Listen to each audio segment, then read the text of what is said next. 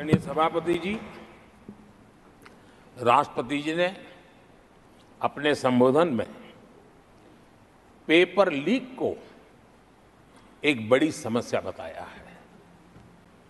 मेरी अपेक्षा थी कि सारे दल दलीय राजनीति से ऊपर उठकर इस पर अपनी बात रखते हैं, लेकिन दुर्भाग्य से इतना संवेदनशील महत्वपूर्ण मुद्दा भी, मेरे देश के नौजवानों के भविष्य के साथ जुड़ा मुद्दा भी इन्होंने राजनीति के भेंट चढ़ा दिया।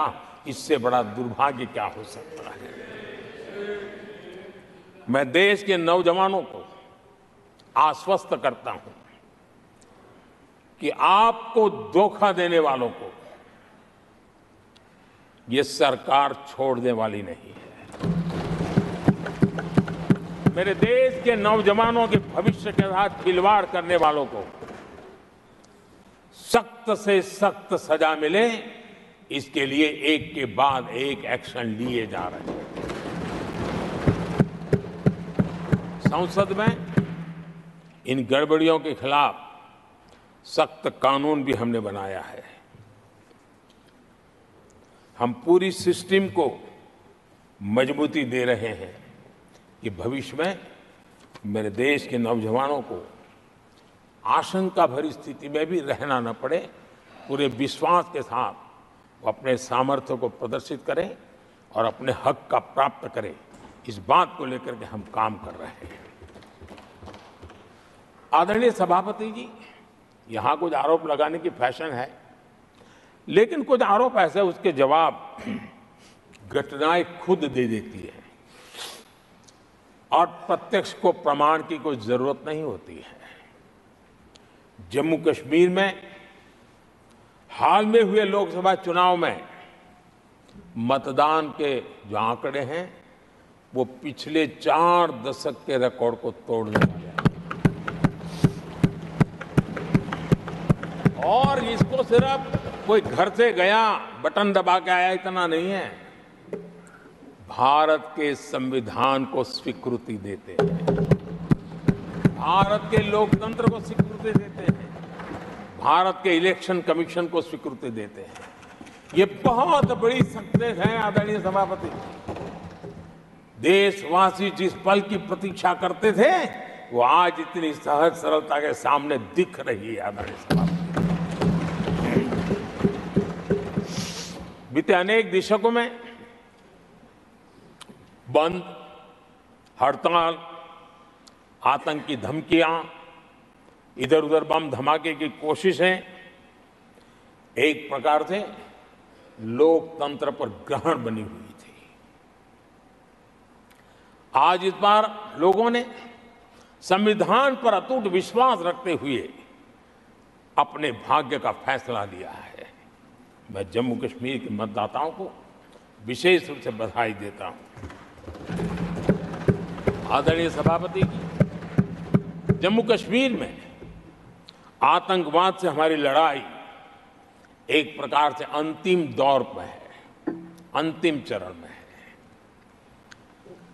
आतंक के बचे हुए नेटवर्क को भी हम सख्ती से नेस्त नाबूद करने के लिए पूरी व्यूहरचना के साथ आगे बढ़ रहे हैं।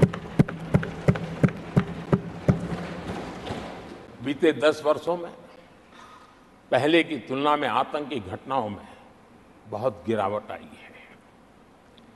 अब पत्थरबाजी की खबरें भी शायद ही किसी कोने में एक आध बार आ जाए तो आ जाए। अब जम्मू कश्मीर में आतंक और अलगाव खत्म हो रहा है और इस लड़ाई में जम्मू कश्मीर के नागरिक हमारी मदद कर रहे हैं, नेतृत्व कर रहे हैं। ये सबसे जरा विश्वास पैदा करने वाली बात है। आज वहां टूरिज्म नए रिकॉर्ड बना रहा है, निवेश बढ़ रहा है। आदरणीय सभापति जी, आज क्योंकि उनकी जो चुनावी हिसाब किताब होता है, नॉर्थ ईस्ट से इतनी ही लोकसभा की सीटें हैं, क्या उससे राजनीति में फर्क पड़ता है? कभी कोई परवाही नहीं की, उसे उनके नसीब पर छोड़ दिया था। हम नॉर्थ ईस्ट को आज देश के विकास का एक सशक्त इंजन बनाने की और हम ताकत से लगे।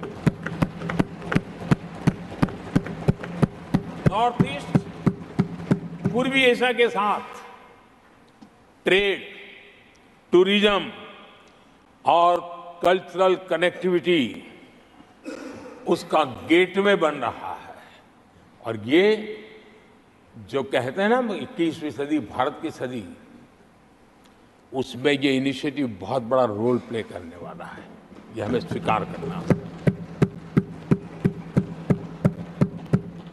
आदरणीय सभापति जी, हमने नॉर्थ ईस्ट में गत 5 वर्ष में जो काम किया है, और अगर पुराने कांग्रेस के हिसाब से साथ उसको अगर तुलना कर दी जाए, हमने जितना काम 5 साल में किया है, इतना अगर उनको करना होता ना तो कम से कम 20 साल लग जाते, एक पीढ़ी और चली जाती। हमने इतना तेजी से काम किया है। आज नॉर्थ ईस्ट की कनेक्टिविटी उसके विकास का मूलभूत आधार है, उसको हमने प्राथमिकता दी है। और आज भूतकाल के सारे इंफ्रास्ट्रक्चर से कई गुना आगे हम निकल चुके हैं और हमने उसको करके दिखाया है। आदरणीय सभापति जी, नॉर्थ ईस्ट में स्थायी शांति के लिए 10 वर्षों में अनेक प्रयास किए गए हैं और निरंतर प्रयास किए गए हैं। बिना रुके, बिना थके, हर एक को विश्वास में लेते हुए में प्रयास किए गए हैं। और उसकी चर्चा कम हुई है देश में, लेकिन परिणाम बहुत ही आशा पैदा करने वाले निकले हैं। राज्यों के बीच